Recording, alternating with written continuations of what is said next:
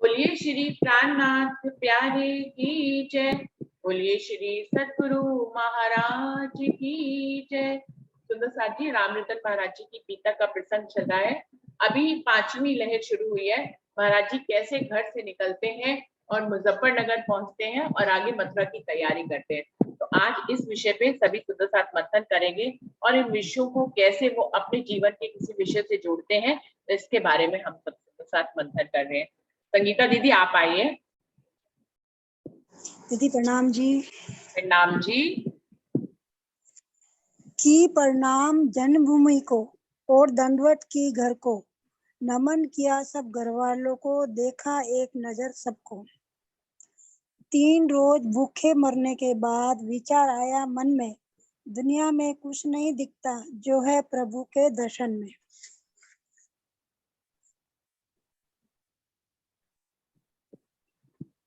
मांग नहीं सकते मांगा नहीं, आगे मांगना पाएंगे, प्रभु के आगे हाथ फैलाएं, अन्य नहीं फैलाएंगे। तो हमें इससे शिक्षा मिलती है कि हमें माया की चीज, हमें भी राज्य से कोई माया की चीज नहीं मांगनी चाहिए। अगर मांगना ही है तो राज्य के दर्शन ही मांगने, राज्य की तरफ ही आगे बढ़ना है। हमें यह शिक्षा मिलती है, क्योंकि हम तो सारा दिन माया की चीजें ही मांगते रहते हैं। प्रणाम जी। प्रणाम जी। प्रणाम जी। वर्षा आप आओगे? प्रणाम जी। सभी सुंदर साथ जी को प्रणाम जी। प्रणाम जी जी। ये जो कि भाई महाराज जी के विचार पर्वत के समान थे, तो उनके पर्वत के समान विचार तो यही थे ना कि भाई परमात्मा से मिलन। मुझे तो यही समझ में आता है कि भाई पर्वत के समान उनके मन में जो विचार उठे थे, परमात्मा से मिलन के मतलब तुलना में और तो कोई विचार हो ही नहीं सकते कि जो पर्वत के समान ऊंचे हो। यही सबसे ऊंचा विचार है कि परमात्मा से मिलन का विचार यदि हमारे दिल में आ जाए तो इससे ऊंचा विचार तो कोई हो ही नहीं सकता। और इसी ऊंचे विचार को उन्होंने अपने मन में धारण किया और वो घटते करते रहे। और ये भी बात एक लगती है कि यदि हमारे मन में लगन सच्ची हो तो धनी उसका रास्ता भी दिखाते हैं। ऐसे जैसे महाराज जी कल पढ़े हैं, एक बार ऐसे ही मेरे साथ भी हुआ। अभी मतलब 1 साल पहले की बात है कि सब परिवार वाले जो है शाकुंभरी देवी जा रहे थे, तो मेरा जाने का बिल्कुल मन नहीं था। 2 बार मतलब पहले भी जा चुके थे, मैंने मना कर दिया किसी बहाने से, लेकिन इस बार मेरे को ऐसा हुआ कि बहाना नहीं मिला कि भाई मैं कैसे मना करूं, मेरे जाने का दिल नहीं था। तो मैंने राजी से कहा, राजी जहाँ मैं जाना चाहती हूँ वहां तो आप मुझे ले जाते नहीं हो, और जहाँ मेरी इच्छा नहीं होती है वहां आप मेरे को लेके जाते हो। यदि आप मेरे को लेके जाते हो तो आपको भी मेरे साथ चलना ही होगा। यदि आप जा रहे हैं शाकुंभरी देवी तो रास्ते में शेरपुर पड़ता है, आप मेरे को वहां के दर्शन करवा दो, वरना कुछ बहाना बना दो। मेरी समझ में नहीं आ रहा मैं कैसे मना करूं। मेरे जाने का बिल्कुल दिल नहीं था।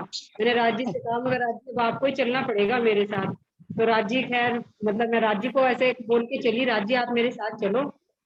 तो हम चले गए। वहां से ऐसा हुआ कि हम बहुत जल्दी फ्री हो गए शाकुंभरी देवी से, हम 10 बजे दर्शन करके फ्री हो गए। तो सब कहने लगे भाई टाइम बचा है, रास्ते में कहीं रुक के खाते हैं खाना वाना। तो मैं कहने लगी मगर नहीं भाई मेरे गुरु जी का आश्रम है, अगर आप ले जाना चाहते हो तो मेरे को मेरे राज्य के आश्रम पे ले चलो। तो खैर वो एग्री हो गए। हमारे ससुराल वाले सब परिवार वाले थे, वो कभी राज्य को नहीं जानते और ना कोई कभी वहां गया है। तो हम जब जाने लगे रास्ता पूछा तो 2-4 से रास्ता पूछा, जिससे भी पूछे वो कहता है 2 कदम बस, ये 100 कदम चलो तो राज्य का आश्रम आ जाएगा सर। तो हम चले तो वहां पे आए, लेकिन राज्य का आश्रम दिखाई ना दे।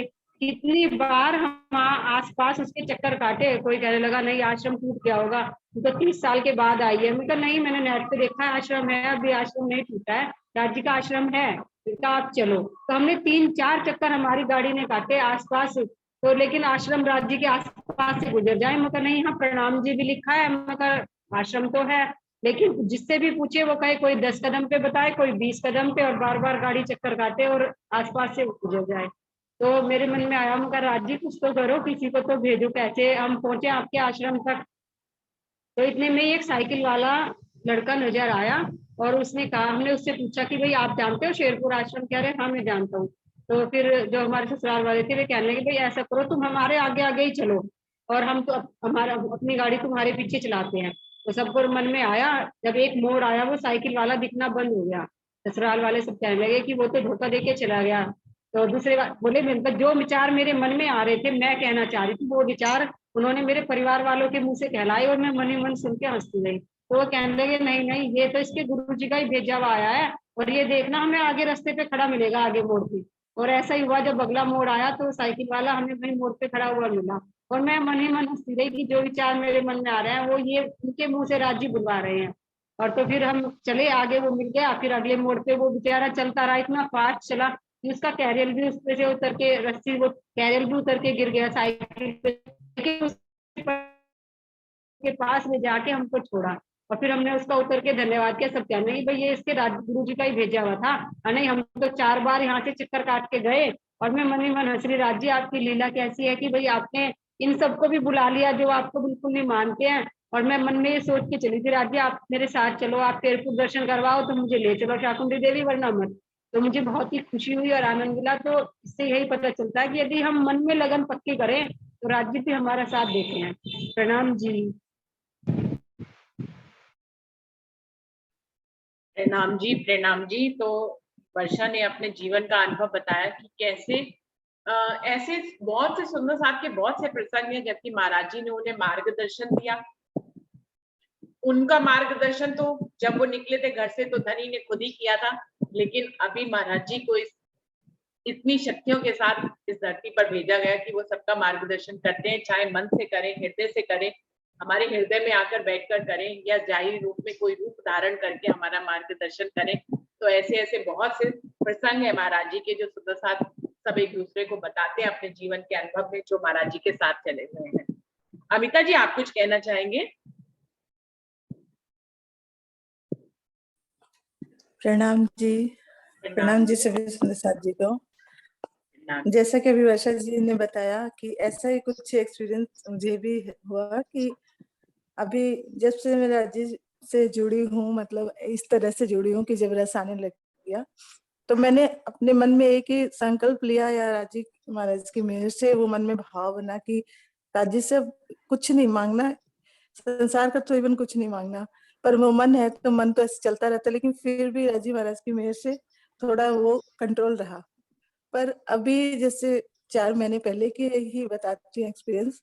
मेरी बिटिया है छोटी वाली, उसका डेट ऑफ बर्थ का कोई केस चल रहा था, तो 4 साल से करीब चल रहा था। तो लास्ट हीयरिंग थी या फिर मतलब ऐसे पेंडिंग चल रहा था, तो उसको बहुत प्रॉब्लम आ रही थी बाकी मतलब चीजों में। तो ऐसे वो आई, ऐसे तो मुझे बोलती नहीं है जल्दी से इन चीजों के लिए, पर वो किचन में आई मुझे और बोलती है मम्मा क्या होगा पता नहीं है, 4 साल हो गए, ये क्लियर नहीं होगा तब तक बाकी डॉक्यूमेंट्स मेरे नहीं बनेंगे। आप अपने राजी से प्रार्थना करो ना कि ये करे वो करे, या मतलब इसका शॉर्ट करे करके। तो उसके जैसे एकदम विनती जैसी उसके भाव थे। नहीं तो ऐसे बच्चे बोलते नहीं है मोस्टली, उनको इन चीजों पे उस तरह का बिलीव अभी नहीं है। तो मैंने उससे कहा, काम मैं किचन में बिजी थी, तो मैंने उससे कहा कि एक काम कर दो, राजी को प्रणाम करके तो जा। बोले हाँ वो तो मैं कर ही ली हूँ, यूं करके, और ऐसे चली गई। फिर वो जैसे गई और एकदम से उसकी विनती भरे जो स्वर थे, तो मेरे अंदर एकदम से पहली बार, मतलब जब से मैं जी से पन्ना धाम जाके आई हूँ, या जब से उनके प्रति ये भाव आए हैं, मैंने कभी उनसे संसार वाली कोई चीज मैंने उनसे रखी ही नहीं। तो फिर उस समय एकदम से भाव है राजी महाराज इसकी सुनना, ऐसे करके अंदर एकदम से भाव आए। तो ऐसे भाव आए, फिर एकदम से मेरे को अंदर से आया कि ये क्या मतलब इस तरह के भाव क्यों रखे तुमने, ऐसे थोड़ी है। फिर ऐसे इग्नोर करके मैं थोड़ा कुछ करने लगी। 10 मिनट बाद ही उसका कॉल आता है कि मम्मा ऐसे ऐसे मेरा केस क्लियर हो गया है, और मेरा ओरिजिनल डेट ऑफ बर्थ का मतलब केस फाइन हो गया करके। तो जब उसका इस तरह से उसका आंसर आया, कॉल आया, तो फिर मुझे एकदम से मुझे इतना अफसोस हुआ, मुझे इतना मतलब बुरा लग रहा था कि मैंने ये क्या प्रार्थना की राजी से, तूने सोचा था और इस तरह की प्रार्थना क्यों की। मतलब मुझे इतना लग रहा, इतना गिल्ट हो रहा कि मैंने ये चीज ये ऐसी मांग करी क्यों। तो मन की जो बात है तो मन तो हार ही जाता है कहीं ना कहीं माया में। कितनी भी राजी की समझ हो जाए, या हम थोड़ा स्ट्रांग भी हो जाए, फिर भी कहीं ना कहीं मन वो अपना वो दिखाई देता है। तो फिर वो अफसोस करती रही, फिर कुछ समझ में नहीं आया। जैसे जैसे फिर मन में कभी भाव आ रहे थे कि मैं पाठ करूंगी इतने टाइम में, जितने में मैं कर नहीं सकती हूँ उससे भी शॉर्ट टाइम में ऐसे करूंगी, इस तरह से करके अपने आप को वो उस टाइम को मैंने थोड़ा सिचुएशन को मन को और खुद को समझाया। पर अभी तक भी मुझे उस चीज का अफसोस है कि मैंने ऐसी बात राजी सामने क्यों रखी। जैसा कि हम सभी कहते हैं कि राजी से माया का कुछ भी नहीं मांगना चाहिए, राजी से राजी का प्रेम मांगना चाहिए, और अभी तक यही भाव थे। लेकिन उस समय पता नहीं क्या हुआ कि इस तरह के भाव बने और राजी महाराज ने तुरंत उसका आंसर इस तरह दिया मुझे। प्रणाम जी। प्रणाम जी, यही मन का काम है। अगर आप नहीं मांगती ना तो मन इसी में लगा रहता कि मांग लो मांग लो मांग लो, और मांग लिया तो मन अब आपको ये समझा रहा है कि आपने गलत चीज मांगी। कोई बड़ी चीज मांगते, धनी से उनके दर्शन मांगते, धनी से धनी कोई मांग लेते, तो इस तरह की आत्मग्लानि पैदा करनी यह हमारे मन का काम है। तो मन के चक्कर में मत फंसिए, हमें नहीं फंसना चाहिए। अगर धनी ने मंगवा लिया तो उनकी मर्जी थी, मंगवा लिया, इस बात को इस ढंग पे छोड़ना चाहिए हमें कि ये धनी की ही बस मर्जी यही थी कि किया मैंने तो। हाँ, उन्होंने मुझसे ठीक। मंगवाना था तो मंगवा लिया, बस। तो हर बात को ही हमें धनी के ऊपर ही छोड़ना पड़ता है। उस समय हम क्या कर जाते हैं हमें खुद नहीं पता होता है, और बाद में जाकर हम उसकी विवेचना करते हैं अपने मन के माध्यम से, अपनी बुद्धि के माध्यम से। तो कई बार जो होता है, जैसे भी चला रहे हैं धनी ही चला रहे हैं, इस बात पे हमें सब कुछ छोड़ देना चाहिए। और कोई सुंदर साथ कुछ कहना चाहेंगे? विमला दीदी आप आएंगे, हंसा बहन आप आएंगे? प्रणाम जी दीदी। प्रणाम जी। मुझे भी तो ये अच्छे से बताया है और आपने भी बहुत अच्छे से बताया है। आवाज आ रही है ना दीदी? हाँ जी, बहुत अच्छी आ रही है दीदी। तो जो पैदल वो चलते थे, चलते मुजफ्फरनगर पहुंचे तो जब विश्राम किया तो वो भी एक देवस्थान, वो मंदिर ही था, लेकिन महाराज जी का इतना वो रूप रंग ढंग मुंह पर ऐसा भाव भी नहीं आया था। जैसे हम तो भूखे हैं तो तुरंत ही हमारे पर मुंह पर चेहरे पर आ जाता है कि हम भूखे हैं, लेकिन उनका तो इतना वो था कि बिल्कुल कोई समझ नहीं पाए कि ये भूखे हैं कि क्या। तो उन्होंने क्या समझा कि जो भी है, तो उनको विचार ऐसा है कि कुछ नहीं, दुनिया में कुछ नहीं है, एक परमात्मा के सिवाय। भूख पेट अपना करेगी, हम अपना करेंगे, ऐसे सोच के वो निकल गए। तो न तो भूख की न तो प्यास की, उसको किसी की परवाह ही नहीं थी उनको। अब देखो आशिक जो है, आशिक क्या करता है, उनको प्यास की भूख की कोई पता नहीं चलता कि हम भूखे हैं प्यासे हैं क्या करें। उनको बस एक ही लगन, बस हमारे में भी अगर ऐसी लगन आ जाए बड़े महाराज का, एक कदम भी हम आगे बढ़े उसके साथ साथ, तो हमारा भी बिल्कुल कल्याण हो जाए। बस यही दीदी। बिल्कुल। महाराज जी जो है, महाराज जी बहुत सुंदर थे, इसलिए उनके चेहरे से कोई भाव ही नहीं पाता था कि वो भूखे हैं। तो हाँ जी, ना ही किसी के पास मांगा, भूखा भूखा है लेकिन मांग नहीं पाए। तो मांगे तो परमात्मा के आगे मांगे, उससे उनकी लगन और खोज थी, तो वो खोजी बन के उन्होंने चाल चल के दिखाई। प्रणाम जी दीदी। प्रणाम जी। प्रणाम जी। प्रीति जी आप आएंगे? प्रीति बहन।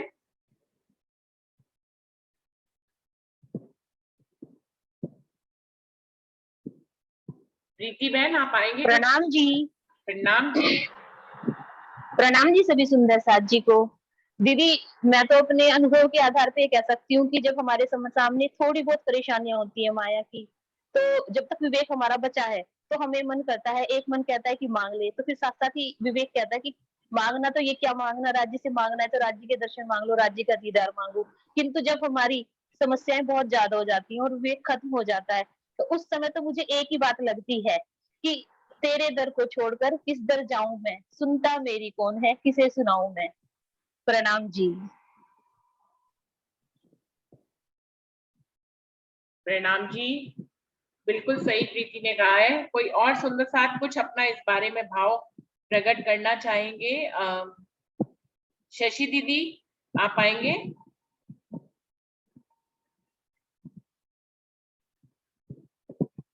प्रणाम जी। प्रणाम जी। आज आपने मन और बुद्धि की जो आपसी लड़ाई उनकी थी शेरपुर वाले महाराज जी की, वो बताई। हमारे में भी यही होता है कि हम भी घर वालों के मगर ज्वाइंट फैमिली है, जाना आना कहीं पड़ता है तो हम चले तो जाते हैं, लेकिन अंदर आके फिर हमें वही दिमाग कहता है कि नहीं ये हमें नहीं जाना चाहिए था। लेकिन फिर भी अगर वहां पर भी कई बार राजी महाराज अपना कोई मिला देते हैं, अपने कोई सुख दिखा देते हैं, कोई ऐसे बिल्डिंग्स ऐसी ध्यान उधर चला जाता है, तो फिर चलो समझा लेते हैं अपने मन को। मेन मन और बुद्धि की लड़ाई है सारी। बिल्कुल बिल्कुल। शशि दीदी, महाराज जी अगर हमें किसी दूसरी जगह पे किसी दूसरे मंदिर में ले जाते हैं ना, तो फिर भी कोई अनुभव कराने के लिए ले जाते हैं, कोई ना कोई अनुभव हमें जरूर मिलता है।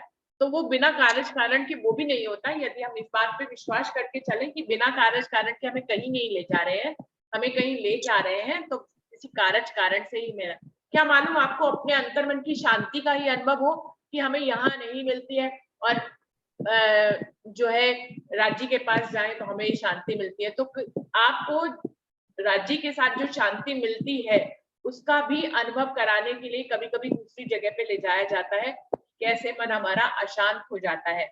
तो ये किसी ना किसी कारज कारण से होता है, हमें कोई अनुभव देने के लिए होता है। ये अलग बात है कि उसको उस अनुभव को हम उस समय देख पाए या 2 वर्ष बाद उस अनुभव को समझ पाए। ये धनी की लीला है, वो हमें कैसे भी समझाते हैं तो हमें पता लगता है। तो कहीं पे भी नहीं अगर हम जाते हैं तो कोई कारज कारण जरूर होता है और कोई ना कोई अनुभव हमें जरूर मिलता है।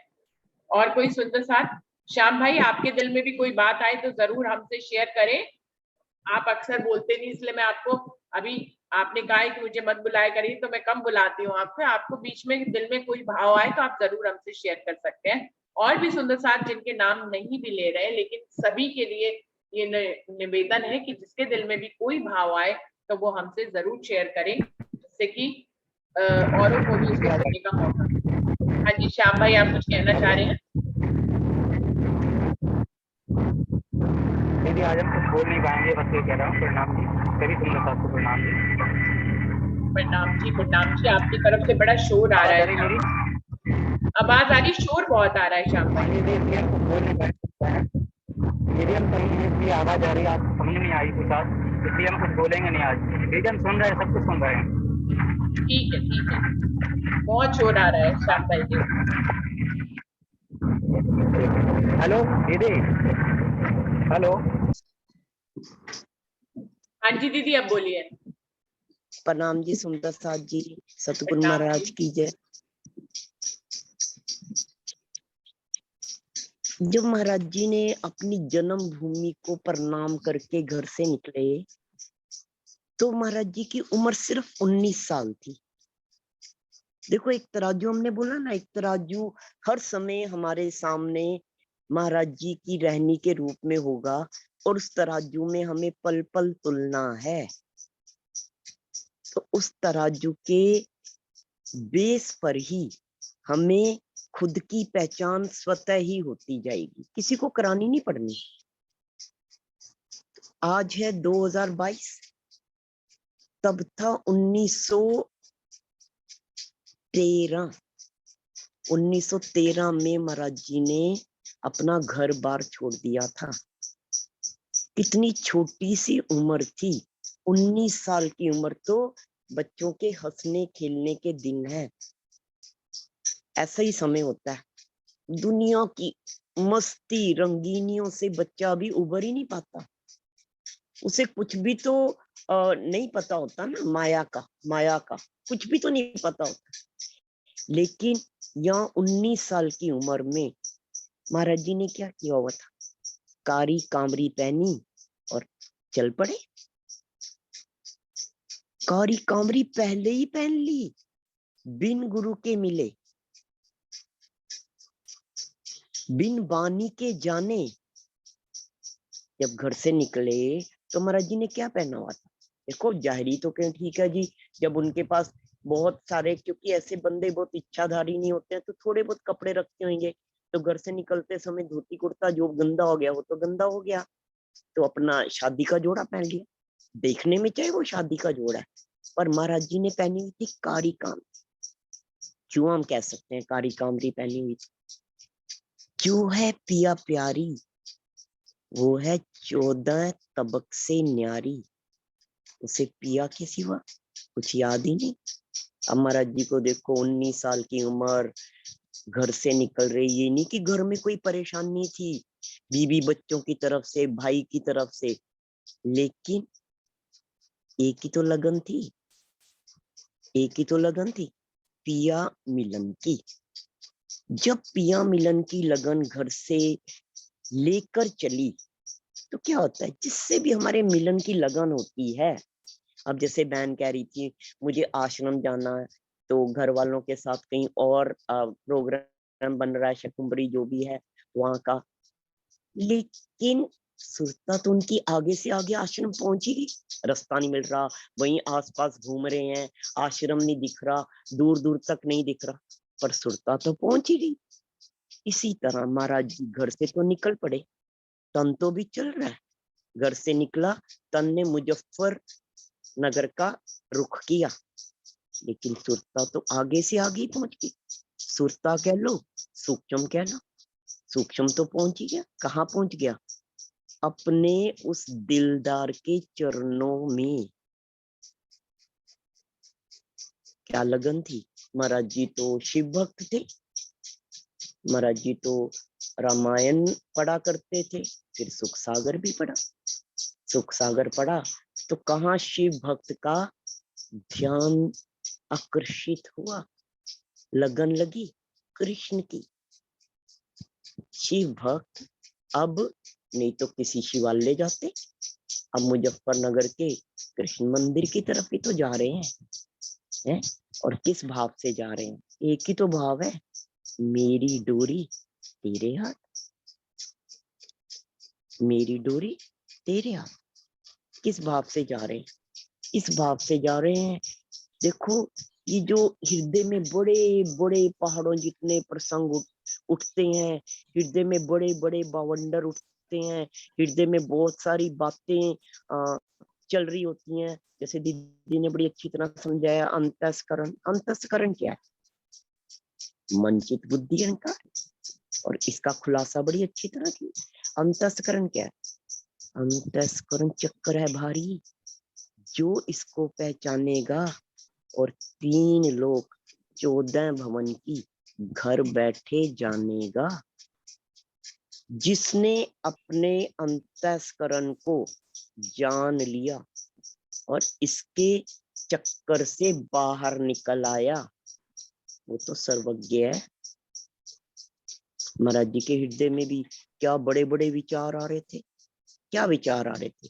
जो ये विचार आ रहे थे, चाहे आप उन्हें तर्क वितर्क को बुद्धि के कह लो, चाहे उन्हें मन की उठती बातें कह लो, चाहे उन्हें सत्संग वो भाव कह लो, जो भी विचार आ रहे थे, ये सारे विचार खुद से और खुदा से जुड़े हुए।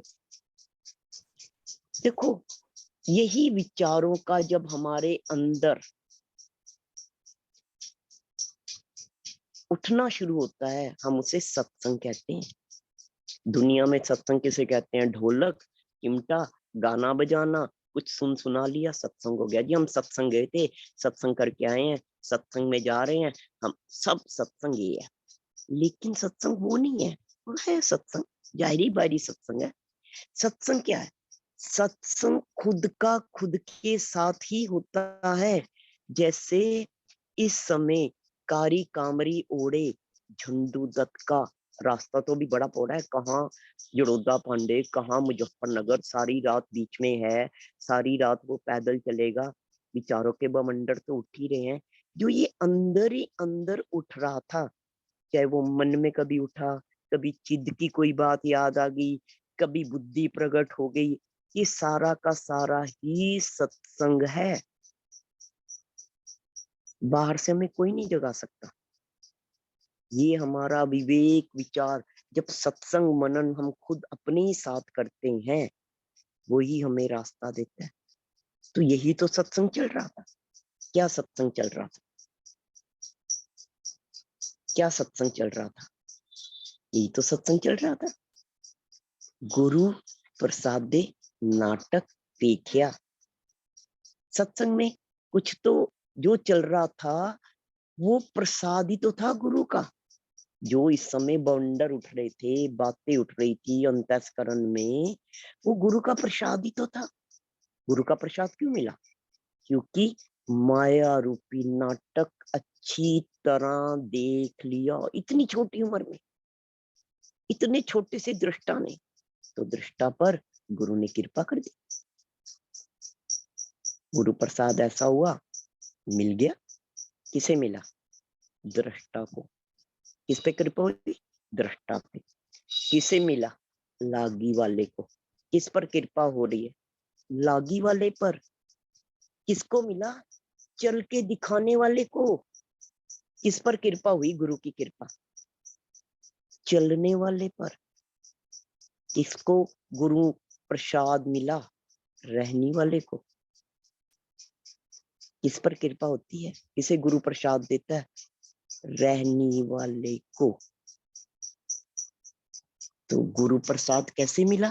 क्योंकि दृष्टा ने देखा जीवन के कटु मधुर अनुभव एक तरफा हो गया। देखो, जब तक हम एक तरफा नहीं है, अब हम अगर अपनी बात करें, हम सब अपने आप को एक तराजू में देखें महाराज जी के कंपैरिजन में, तो हम देखेंगे हम एक तरफा नहीं है। महाराज जी देखो कैसे एकदम एक तरफा हो। क्या घर बार नहीं था? क्या गृहस्थी नहीं थी? क्या बच्चे नहीं थे? हम दो नावों में सवार हैं। हम दो नावों में सवार हैं। कभी दो नावों में सवार कभी पार पहुंच सकता है? दृष्टा को समझना चाहिए ना इस बात को। हमें अपने अंदर इस बात को समझना है ना। कैसे पार पहुंचेंगे? क्या हमने माया वाला गृहस्थी वाला नाव में जो हमारा पैर पड़ा है, क्या उसको उठा दिया और सतगुरु की या सत की या रहनी की है या लागी की नाव में आगे? नहीं। हमारा पता क्या, कभी देखा शराबी कैसे होते हैं? एक कदम इधर, दो कदम उधर, एक आगे, फिर दो पीछे, फिर इधर, फिर उधर। तो हम क्या है? हम क्या है? अपनी चाल देख लो। अपनी चाल अगर हम देखें तो हम क्या कर रहे हैं? अभी तो माया में अटक रहे हैं। बस फिर देखो, वो तो खींचता है ना, जो अपना है वो खींचेगा। फिर थोड़ा सा इधर आ गए, फिर माया में, फिर मोह में, फिर ममता में, कहीं मन के पचड़े, कहीं धन के पचड़े, कहीं इसके पचड़े, कहीं उसके पचड़े। एक तरफा तो नहीं हो रहे। अब अगर हम महाराज जी की देखें तो रास्ता तय करना है ना। हमने महाराज जी के साथ साथ ही रास्ता तय करना है। पहले शुरुआत में यही बात कही थी, अगर इस बीतक से हमें तब कुछ मिलेगा जब हम एक एक कदम इस झंडू दत्त के साथ चलेंगे। बुरा मत मानना झंडू दत्त कहा जा रहा है, क्योंकि अभी झंडू दत्त है, अभी राम रतन नहीं बने। अभी एक जीव है, ये जीव की यात्रा है। जीव की यात्रा है। आत्मा तो परमात्मा से जुदा ही नहीं। जीव ही अपनी सर्वोच्च स्थिति, अपने धनी को पाने के लिए कैसे कैसे अपने जीवन का सारा कुछ, कहते ना वारी रे वारी, हो नहीं गया वारी वारी। झंडू दत्त क्या हो नहीं रहा वारी वारी? वार नहीं दिया, अपनी जन्मभूमि को वार दिया, घर वालों को वार दिया, भाई बंधु नाते रिश्ते परिवार समाज बिरादरी सब कुछ तो वार दिया। भैया क्या किया?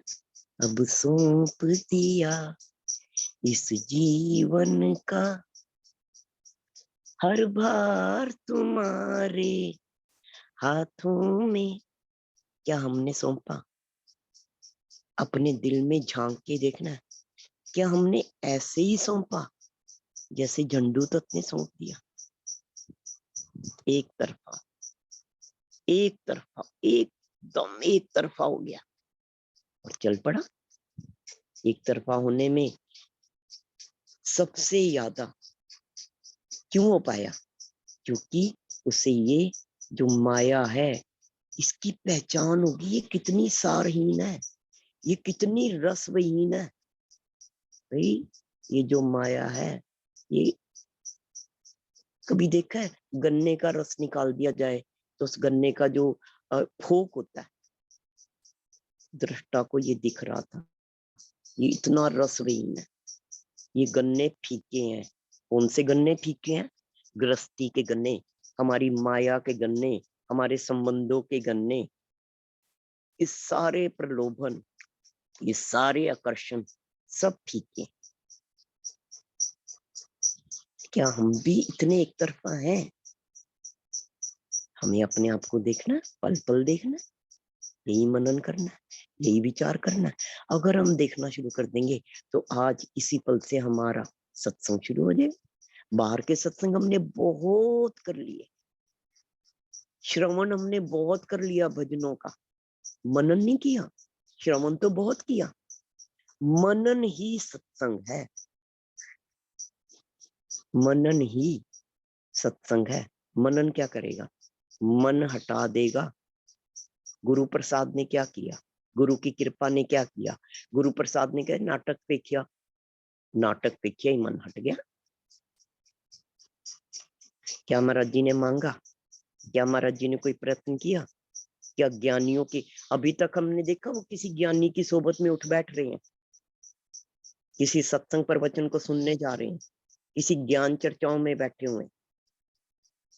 अभी तक देखा क्या? अभी तक जितनी महाराज जी की भी तक देख रहे हैं, 19 साल के हो गए, कहीं भी तो नहीं। किसका संग कर रहे हैं? स्वयं का, खुद का। बाहर के संग में क्या पता दूसरे की कितनी पहुंचो। स्वयं का संग कर रहे हैं, स्वयं को देख रहे हैं, स्वयं से सारी चर्चा हो रही है, स्वयं से सारा सत्संग हो रहा है। हमें भी तो इस तराजू में अपने आप को तोलना। कितना टाइम है जो हम आत्म चिंतन में दिन भर में लगाते हैं? आरतियों में तो लगाएंगे, सेवा पूजा में तो लगाएंगे, पाठ पढ़ने में तो लगाएंगे, चितवनी में भी लगा लेंगे। आत्म चिंतन कब करते हैं हम? कब करते हैं हम आत्म चिंतन? कभी देखा हम अपने ही चिंतन में, अपने ही संग, अपने ही साथ हमने दिन रात सत्संग किया? कभी भी तो नहीं किया। हमें इस कारण अपनी प्रवृत्तियों पर लड़ना पड़ता है। जैसे दीदी बता रही थी, मन पर, मन को कैसे बार बार हमें, भाई कोई भी तो मन पे जोर दबाव नहीं देना पड़ेगा, कहीं भी तो इन प्रवृत्तियों से नहीं लड़ना पड़ेगा, कहीं भी तो इनसे हार जीत करनी नहीं है हमें। मुझे अपने मन को डंडा मार के, दबा के, धमका के नहीं वापस बुलाना कि नहीं इस रास्ते पे नहीं चलना, उस रास्ते पे चलना, वो सारा ही रास्ता गलत हो जाएगा। ठीक है, आज मन दबाव में आ गया, चल पड़ा इस रास्ते पे, लगा भक्ति करने, पर मन में अगर प्रवृत्ति तो है नहीं। मन यही मन जब 60 का 70 का और बूढ़ा होएगा या इससे पहले, वो सारी दबी प्रवृत्तियां जागृत हो जाएंगी। मन अपनी उन पूर्तियों में लग जाएगा जो पूर्तियां वो दबाव के कारण अपने, जो उसके मन की इच्छाएं थी ना, मन में वासनाएं थी ना, मन में कामनाएं थी ना, उनको किसी दबाव के कारण अगर वो जवानी में या पहले वाले समय में पूरा नहीं कर पाया, तो ये सारी की सारी जागृत हो जाएंगी आखिर में। तो भाई ये रास्ता ऐसे भी नहीं तय होगा कि हम एक डंडा उठा के दबाव में, किसी प्रेशर में हम इस रास्ते पे चले। देखो महाराज जी का रास्ता कैसा था, स्वतः ही भाव उठ रहे हैं। किस चीज के भाव उठ रहे हैं? वैराग के, विरक्ति के। अगर हमारे अंदर स्वतः ही भाव ना उठे तो भाई इस रास्ते को हमें अभी तय करने के लिए परिपक्व नहीं है। महाराज जी कहीं भी तो नहीं अटक रहे थे, हम कहाँ कहाँ अटक रहे? ये हमें हर किसी को अपने अंदर देखना है। महाराज जी ना संबंधों में अटके, ना पदार्थों में। एक सेकंड लगा घर छोड़ने में, कितनी देर लगी महाराज जी को घर छोड़ने में? है कितनी देर लगी? कुछ भी तो समय नहीं लगा, क्योंकि सारी तैयारी स्वतः थी अंदर ही अंदर। किसी बड़ों के दबाव में, किसी बड़ों के दिखाए रास्ते के हिसाब से, किसी के कहे पे नहीं थी, स्वतः थी। जो काम, एक बच्चे को हम डंडा मार के पढ़ा रहे हैं और एक बच्चा खुद ब खुद पढ़ रहा है, बच्चों टॉप कौन सा बच्चा करेगा? समझ किसकी जागृत हो रही है, पढ़ाई किसके अंदर उतर रही। डंडे मारने वाले को ठीक है, बैठ जाएगा, पढ़ना शुरू कर देगा, पर वो पढ़ के भी अनपढ़ समान ही है, और जो स्वतः पढ़ रहा है वो विद्वान बन जाएगा। तो जितना भी है ये सब धनी से मांगा नहीं है। कहीं भी हाथ जोड़ के हमने महाराज जी को प्रार्थना नहीं की कि हे सतगुरु महाराज, हे धनी, हे धाम धनी, हे राजी महाराज जी, हे परमात्मा, हे ईश्वर, तू मुझे मेरे पे मेहर कर, मेरा मन बहुत चंचल है।